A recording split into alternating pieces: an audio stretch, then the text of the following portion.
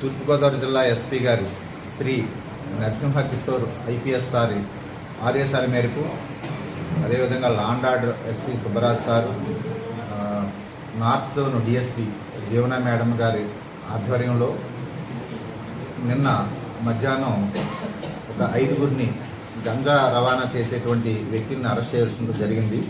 వీళ్ళు కోదాడికి చెందిన వ్యక్తులు. 5గురిలో 2 వ్యక్తుల మీద గతంలో కూడా ఖమ్మం జిల్లాలో ఒక గాంజా కేసు నమోదు కాబడి అరెస్ట్ కాబడి ఉన్నారు.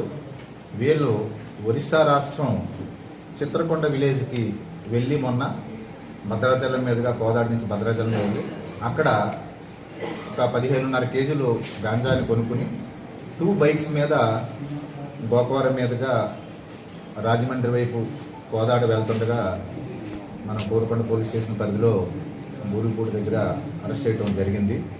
వీళ్ళ దగ్గర నుంచి 15.5 కేజీల బంగారం, గంజాయి, అదేవిధంగా 2 మోటార్ బైక్స్, 3 సెల్ ఫోన్లు కూడా స్వాధీనం చేసుకోవడం జరిగింది. ముఖ్యంగా యువత ఇందులో ఈ 5గురిలోనూ ఒక బీఫార్మసీ చేసినటువంటి ఒక స్టూడెంట్, ఏజ్ కూడా చాలా తక్కువ, 22-23 ఇయర్స్. అదేవిధంగా ఒక ఇంజనీరింగ్ స్టూడెంట్ ఉన్నారు.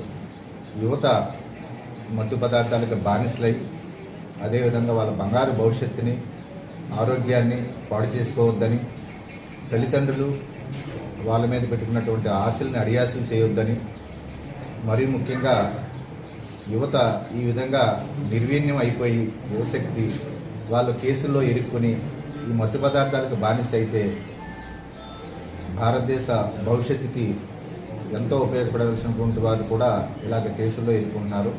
దయచేసి ఈ మెసేజ్ని మీ ద్వారా అందరికీ కూడా తీసుకెళ్లాల్సిందిగా కోరుతున్నాను.